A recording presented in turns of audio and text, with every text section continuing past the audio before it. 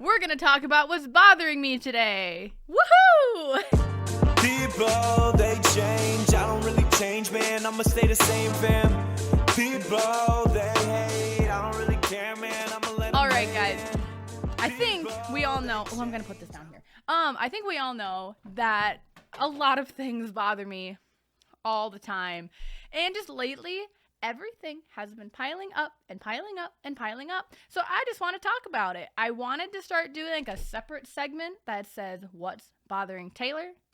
But I'm lazy and I don't want to do that when I'm not here. So today you're just going to get it all. I really don't know where to start, but I think you want to know what?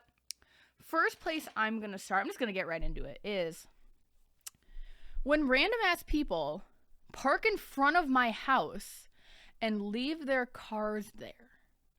It annoys me. Like, I noticed this last month. It's January. We're recording this the last day of January or whatever.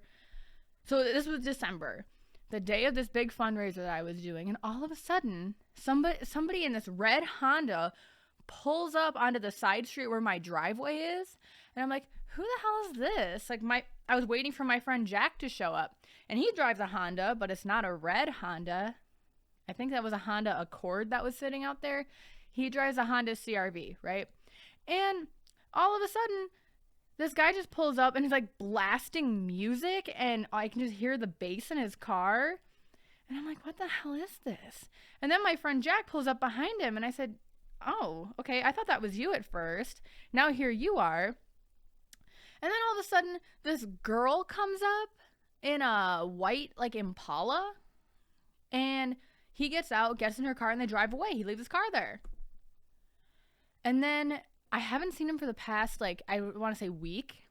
But ever since, a few days a week, he will be parking his car right on the corner of my main road and the side street that my driveway's on. And they're, like, right on the corner. So when I turn to go to my driveway, there's a car there that I almost hit every single day. And there's nothing that I can really do about it because it's a public street. Like, sure, you can call the cops and get it towed, but it's like, I don't think they'll tow it. It's a public street. It doesn't bother my roommates, but it bothers the hell out of me because all of a sudden, like, it'll be late at night too when he comes back. Like, they'll come back and he'll go to his car. And then I'll pull up and just get out of my car, and he'll just be sitting there in his car playing music for about 20 minutes. And the reason why I know this is because my bedroom window looks out over that side street where he parks his car. And I just see him sitting there. Pick a different street, okay? Like, you're annoying me. And we know that it's probably either you're shacking up with your girlfriend. That's not what that means. Hooking up with your girlfriend. Shacking up means living with. Sorry. Like, you're hooking up with your girlfriend. This guy might be in, like, high school. So, you know, I used to do that shit in high school too, though. So, and, like, meeting somewhere so that your parents don't know, or you're doing drugs. I don't think there's any, like, in between on why you would drive to a location, have somebody pick you up, and then drop you back off. That's my 2 cents on that. I don't know. I think that is just really annoying, especially when they park right on the corner, and I almost hit their car every day. I've learned to just take wide turns, because who knows if it's there.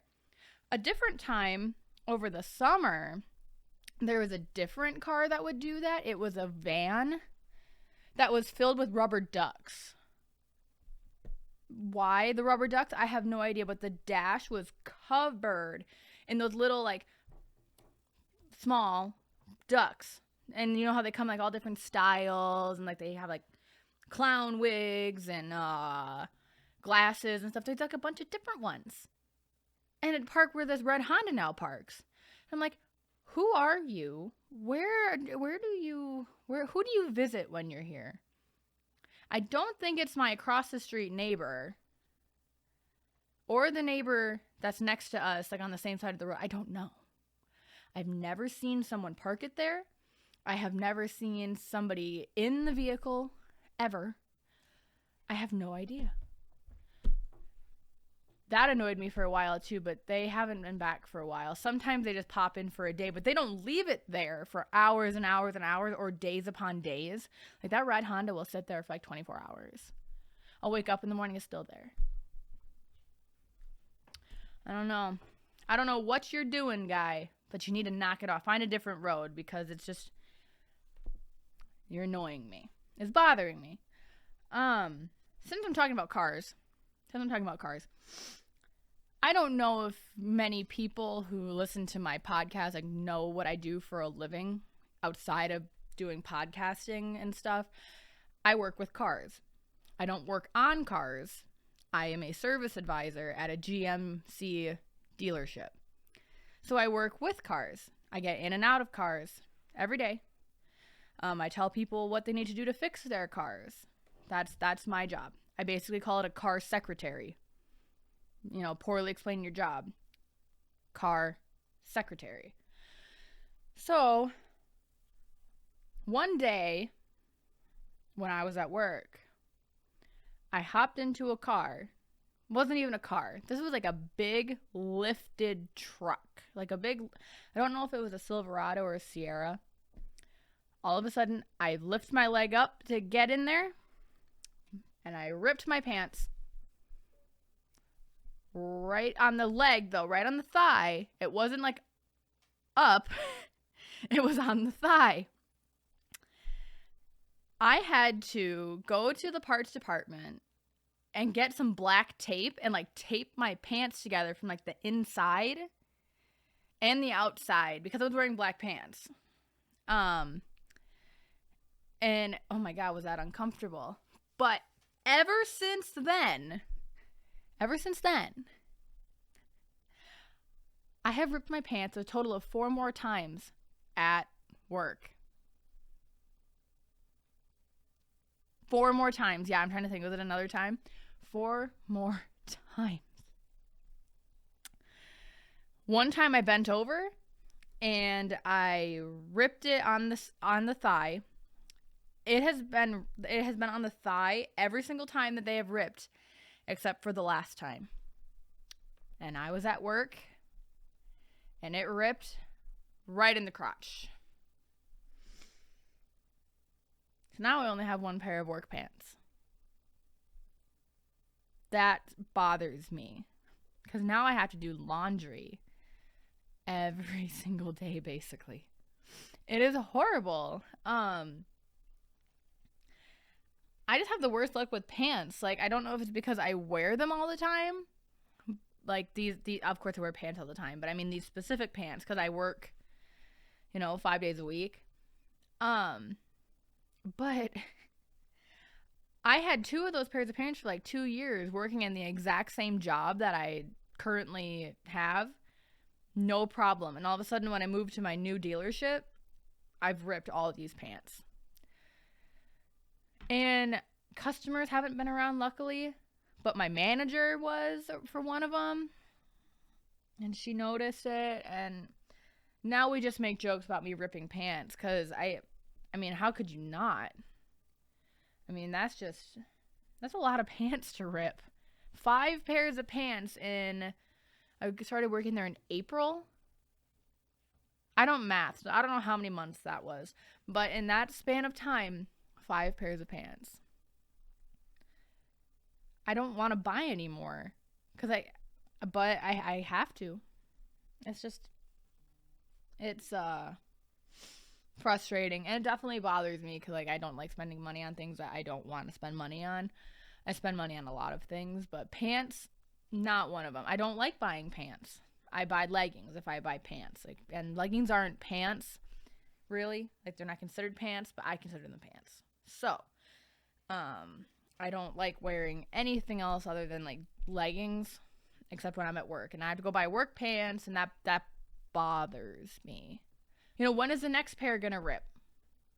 I don't know, but I don't know. I haven't heard of anybody else ripping as many pairs of pants as I have. we just deal with it, I guess. But it's annoying. And now I'll talk about what else is annoying. So, a few days ago, I posted an Instagram post, not on the SadGirlNextDoor account, but on like I don't want to call it like an influencer account, but I have like 3 different Instagram accounts. I have my personal and like 2 business accounts. The one was from my blog that I no longer do. The other one was for SadGirlNextDoor, this podcast. So I posted this Instagram post, and because again, something was really bothering me. And what was really bothering me is the fact that I didn't look like this like 7 years ago, with the brown, red hair and dressing like this with the makeup that I normally do. I don't have any makeup on right now, or maybe I do because I didn't really take all of it off. But what bothers me is that so many people will tell me that I looked better when I was blonde. That might be a shocker to you guys because, picturing me with blonde hair, people are like, that's weird. No, you don't have naturally blonde hair. I do. I have naturally blonde hair. Not bleach blonde, but more like dirty blonde, and it had nice highlights in it. But when I was 17, I started making my own money. So when I started making my own money, I bought my first box of hair dye. And I haven't gone back since. I have been dyeing my hair for 7 years. I'm surprised that none of it has fallen out because of it yet. But that's because I chop it off like once a year now. But still. So I'm always getting told that you look so much better blonde. I loved your hair blonde. I mean, you look great like this, but no buts, okay? Nobody wants to hear that you liked them better a different way. Nobody likes that. I hate it when I hear that because when I was blonde and innocent, I was in high school. I don't know how innocent I was in high school, but whatever. I was really hurting on the inside and nobody knew it.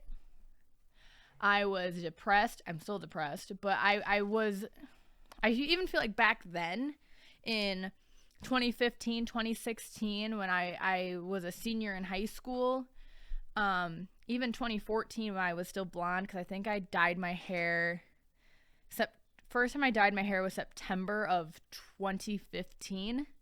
That's when I dyed my hair the first time. Back then, I don't think mental health was talked about as much as it is now. I remember not knowing really what depression or anxiety was until senior year psychology class. And I should have known about that stuff since I was probably like 13 maybe, when we started taking health class in middle school. But we didn't talk about that stuff. I just remember finally realizing that I might be depressed. And then I figured out that I was depressed. Started going to therapy. It was getting really bad. I think that people were actually really concerned about me. I remember this one time fighting with my mom about going to therapy. I wanted to go to therapy, but I was busy with my friends that day, and they made a therapy appointment for me. I said, I'm not going to that one. I will go to another one another day because I made plans and you didn't ask me to make it that day. I'll go to therapy. I've never been opposed to going. I've been going to therapy on and off since I was 9 years old. My parents just thought that I was doing bad in school, though. And they were like, you need to go to therapy to deal with it. And I'm like, whatever. And then when my friends figured out that I wasn't going to go to my therapy appointment, they said, well, we're not going to hang out with you if you don't go to your therapy appointment. I was like, well, that's dumb. And I think my parents rescheduled it for the following week because I finally was like, I'm not going. I made plans. And those plans were to go up to Oshkosh and pick up one of our friends for the weekend. They were going to come back to Janesville. We were going up to Oshkosh, picking him up, and we were coming back to Janesville. So, it was like a big thing, not big thing, but it was going to take some time. So, I wasn't going to postpone anything. And we ended up doing it. That's all I remember. But I just remember getting in a fight with my mom about that. Like, my friends were like, hey, you need to go and do this. They were really concerned about me. And I was like, fine, I'll go to therapy. And that's when I figured out, when I was 17 years old is when I figured out that I didn't have ADHD. I was just depressed, which those two things get like misdiagnosed with each other like all the time from what I have read. My therapist still thinks that I have ADHD. I don't think so, but I'm maybe I'll go figure that out, because who knows.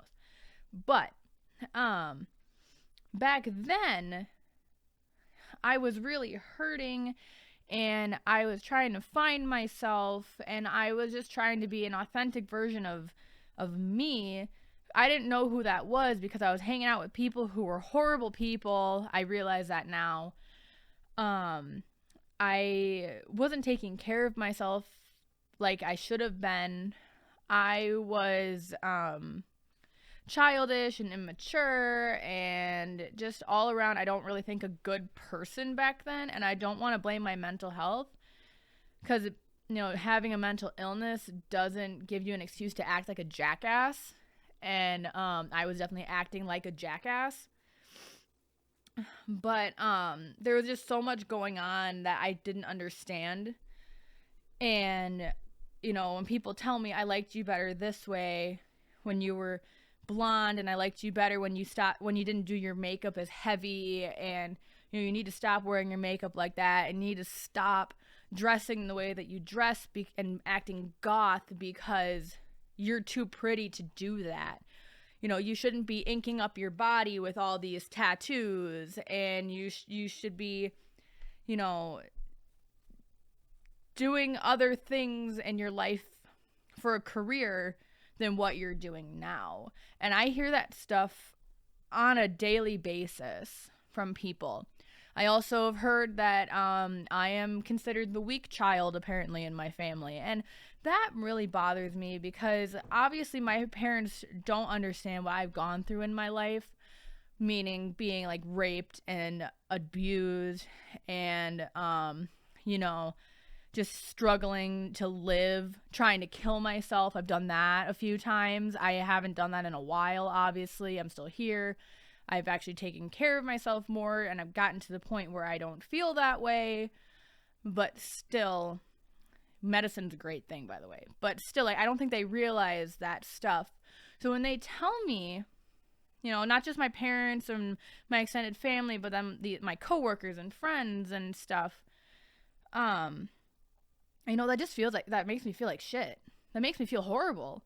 I work hard every day at home and at work, because I'm not happy. Really. I'm not a happy person. I was just talking to my friend Adam about this a few days ago, because I was messaging him saying that I was pissed. And he is like, well, what are you pissed about now? Like, that's what my friends say to me when I say I'm pissed. Well, what is it now? Adam was not asking about it as, like, he's annoyed by it. He's like, oh, he was actually asking, what are you pissed about now? But I took it as I'm sorry for bothering you with this, because I, complain a lot. He's like, you do, but that's just the type of person who you are, is because that's just how you feel. It was very validating. And I very much enjoyed that, because I have a nice conversation with him where it's, I'm like, oh, people have told me, stop complaining all the time. Like, I was seeing this guy from Milwaukee, like, back in, like, August, September, in there, like, that period of time, wasted 2 months of my life on it. But when I would try to talk to him about something, he was like, I don't know how to help you. That's not a good thing to hear. I mean, even if, like, my friend Adam doesn't know how to help me, he still will talk to me about it and will listen and give me some encouraging words. And I have other friends like that, like Katie. Katie's great. Alexia's amazing. I love Daniel and Sam. Like, all my friends are great. Daniel and Sammy are, like, considered two of my best friends.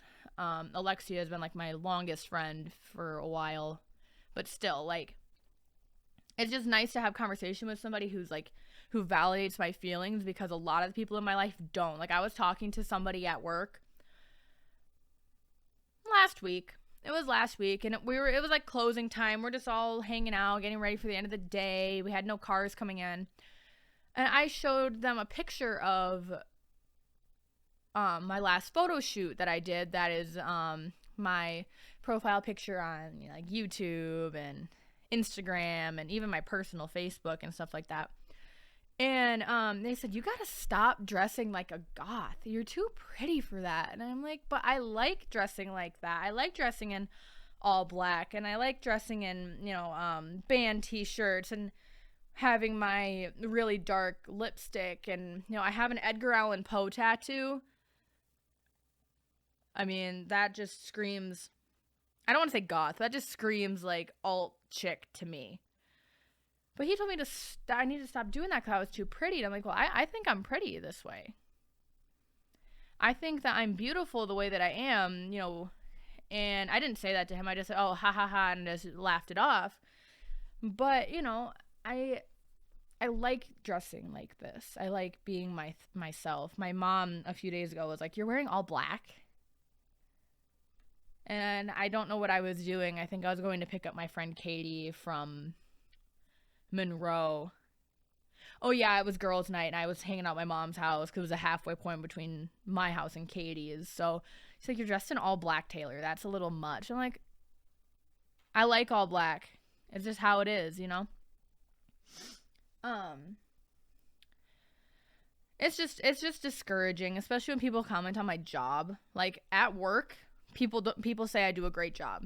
I am valued, and I am, you know, people are glad that I am there. But for a while, my family was like, you need to find something else to do. You need to go back to school because you're not going to make any money in that business. And I don't think people realize how much money you can make in the car business, but there's money to be made. And it's not about the money to me. It's about something that I actually enjoy doing. Being a service advisor is so rewarding to me solely for the fact that there are not that many women that do it. My boss is a woman. I think that she is a great example and a great leader. I think she is just a good role model to have. She is a role model of mine. I don't know if she knows that. So if you're watching this, you know, there you go. But I'm the only girl in that service department, in the service drive. I shouldn't say department because we have a cashier and our rentals lady, you know. But I'm the only girl there. When I talk to people about cars and what they should be doing with their vehicles, you know, a lot of the times I've had people say, wow, I really like that a female is helping me because I don't feel like people are just trying to sell something to me. I can trust you. I feel like I can trust you. And I liked that. I was talking to somebody on Christmas Eve up at my dad's place. I was telling them what I was doing for a career, and they said, that's awesome. Like, if I walked into a service drive and I saw a girl standing there, I would go to you because I know that you wouldn't try to screw me over. And nobody at my job screws people over, by the way, but in certain other dealerships that I've worked at, I have seen that. But, like, everybody at my job is very honest. I want to just let people know that and, you know that, you know, most service advisors, you know, aren't going to just try to sell you things that you don't need. We don't do that. Our job is to tell you what your vehicle needs so that it, you know, your vehicle life is expanded. Because if you don't take care of a car, it's going to shit out on you pretty quickly. And that's my job. So I like it that people can trust me, except for the one lady that I had a few weeks ago said, I prefer to talk to a man, not you. That was interesting. That was a big flip on things because I'm like, okay, that makes no sense, but whatever, go talk to them. I don't care. I didn't say that way, but you know, there's no fighting. I stopped fighting with people and trying to, you know, I just said, okay, I've done that a bunch, like fighting with people, done doing that. But, you know, I do this job well. It's not something you see a lot of women in, and I don't know if that's why people have said to me, you need to go find something else to do. Because, you know, this is not a career, this is a job, and they just don't understand how the industry works or how the service drive works. It's a great job, one of the best jobs that I have ever had. I think the best job that I've ever had is this current dealership that I am at. And I'm gonna continue to grow and just be the best service advisor that I can be. And that's, you know, just what people need to understand. Because when you tell people that you need to go find a new job, a new career, or do something that's going to make you more money, a lot of the time that hurts people's feelings. Like, it hurts mine. It's not always about money. Because for me, I have been burnt out on jobs before where I have just stopped showing up. I have been burnt out because of the way that they treat me, because of my mental health. And I lost my train of thought. Hold on. I lost it. Oh well, whatever. I think it was something about how this job doesn't make me feel that way. It was probably something like that. But I like this job and enjoy it, and I think that's what matters, especially for somebody whose mental health is as shitty as mine. That's what I was gonna say.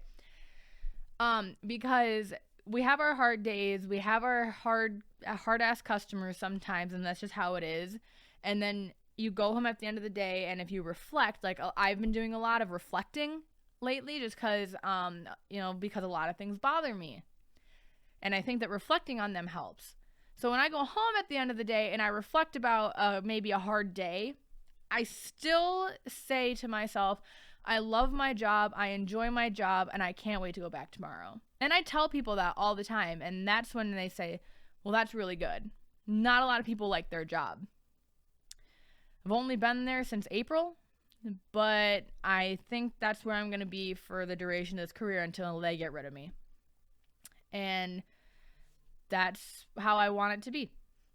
I am very happy there, even though I'm not a very happy person in general. I'm very happy that I can go somewhere for 9 hours a day and, know that I'm doing a good job, know that I am valued as an employee, and know that I am taken care of as an employee, because that's a big thing, is that our company takes care of us, and that's just really important to me. Because if I have a bad mental health day and I said, hey boss, I need a mental health day, does anybody else have off, can I take this Friday off? They say, yeah, if you need a mental health day, with PTO, of course, I can't just not come in, but I need a mental health day. And I've been very open and honest about my mental health with my boss, and that has helped me in the long run. But yeah, I guess to just get back on topic here is that what really bothers me about everything that I just said is that people comment on my looks, they comment on my job, and they don't know the backstory on everything. So stop it. Don't be a dick. Don't comment on my shit, and then we'll just be fine, because I'll go into this big spiel, and I don't think I need to keep having this conversation with people. I think I have posted almost the exact same thing on Instagram probably like 3 times now. Like, glow up. I don't look the same as I did when I was blonde. I feel like we should pull a picture up and show you. I don't have one right now, but I'll find it somehow. And we'll just, you can just see that there's a difference. I am so much happier with the way that I am. And it took a lot of people to get me there. And I'm going to talk about one of those people now. So, as I said before, is that I've done a lot of reflecting, and reflecting on a lot of things helps. I have reflected on my job. I reflected on how I used to act. I reflected on who my friends used to be. And that has all helped me realize a lot of things. So lately, I have been reflecting on a past relationship of mine. And not the one who abused me and raped me, not that one, because that's a whole nother story for a whole nother day, honestly. But a different one. And the reason why I've been reflecting on it so much is because I have nothing else to do in my free time. But one thing that really has bothered me ever since we broke up was at one time that said ex used my rape against me.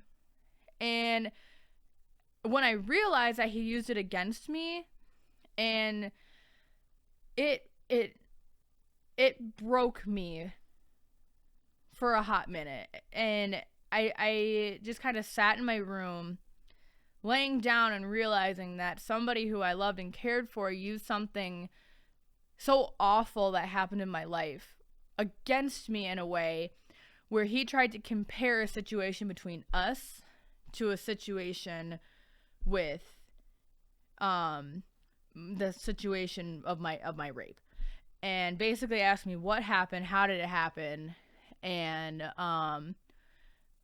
I didn't realize what was happening at that time, and then he went and threw it in my face, like, and tried to compare a previous situation, which I realize now is not the same thing at all. And it really bothers me because I was so blinded by the fact that I wanted us to still be together that I just kept apologizing. And kept saying, I'm sorry. And somebody was making me feel bad because they just could. They used something against me, and when I figured this out, I just lost it. You know, at the time, being so blinded by lust and not wanting to be alone really just had me admitting to anything and saying anything and everything just to make this person feel good and make this person just come back to me, when I realized I shouldn't have done that, and I should have stood my ground and been like, you can't do that. You can't use a situation like that against somebody because it's not the same. That situation is really traumatizing in a lot of ways, and not the one with not him comparing. I meant the rape. Sorry. That is just traumatizing in its own way. That's something I think about almost every single day, and it's been 3 years. I believe, 3 years. 4 years? 3 years, 4 years. 3 years. I'm sorry, 3 years. It's been 3 years. And it still bothers me to the core. Throwing that on top of it makes it worse. I was just in therapy on Thursday night and was talking about this with my therapist, and she just said that I'm glad that you guys aren't together anymore because that relationship was toxic. And I don't think people really realize that until the end, because I put out that YouTube video that I since deleted because, you know, I impulsively did it. But I put it out there and just kind of threw myself under the bus. But I did that because I thought I was fully in the wrong with everything. And I realized that I'm not. You know, this isn't a conversation that I've had with this said person because we don't talk. And it would be a conversation I would have with said person just because, you know. But also there was no talking to this person. There was no talking at all. Like, mind was made up.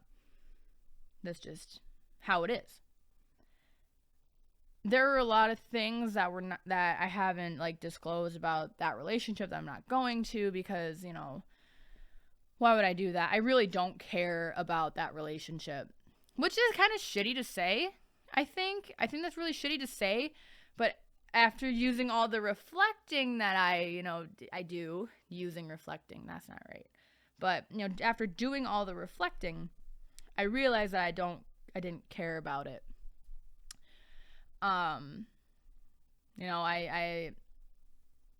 That doesn't bother me, that I don't care about it. And I'm sorry to that person for saying that, but that's just kind of how it is. It needs to be said. But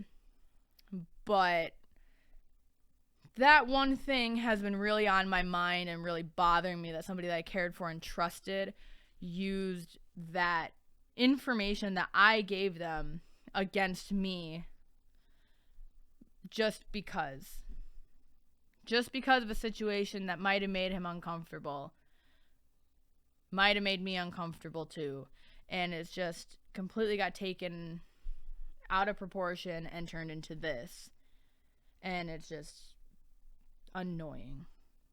I feel like I have ended everything with that. That is annoying. But be in my shoes. Like, think about it this way. When you are as unhappy in life as I am, because, like, there are things in my life that make me happy. My job, my cat, doing my podcast, being able to talk about whatever I want. There are a lot of things that make me happy, but in the inside, I'm not happy. When you're like me, a lot of things will bother you and build up inside of you, and it's not healthy. It's really not. I don't know if that was one of my, like, goals from, like, last 2 weeks, 3 weeks ago, the episode, whichever episode was last. I think that one of my goals was to start letting things go, and now we're getting to that point. I think with this episode today, I got to talk about what was currently bothering me, and now I put it out there. And I don't think it's going to bother me anymore because I was able to talk about it. It's kind of an entertaining thing, except for the last one. That was not entertaining, but it's serious. But, I'm a very bitter person, and that's why I made this episode today. It was because things bother me, I get bitter about them, and that's really it. Yeah. That last one was kind of harsh, but now I'll get over it, I think. Now that I mentioned it, I got over it, and we're going to move on. We're going to move on from here. Things are not going to keep bothering us anymore. And then, if they do, bet your ass there's going to be a part 2 to what's bothering Taylor. But, yeah, that's it, guys. That is what's currently bothering me. And, if you can relate, let me know. You can always, like, comment on it. Comments are good. Comment on the video. You can always, like, shoot me a message, like, hey, your last episode I think was really, really, really relatable, or something like that. Remember, I don't think I've said this in a while, but if you want to hear stories that aren't mine, make sure you send them to me. Email is linked down below. I will read your sad girl or sad boy stories on here. It will be completely anonymous if you want. I will definitely, there's a fly, sorry. I will do that because, there's only so much that I can talk about before we run out. But as what links say, there's never, you're never going to run out of ideas. So maybe I won't. But send me your sad girl stories so I can read them here. Other than that, my name is Tay Hageman, and I am the sad girl next door. Thanks for watching. Always hit me with, hey man, you changed. People always hit me with, hey man, you changed. People always hit me with, hey man, you changed.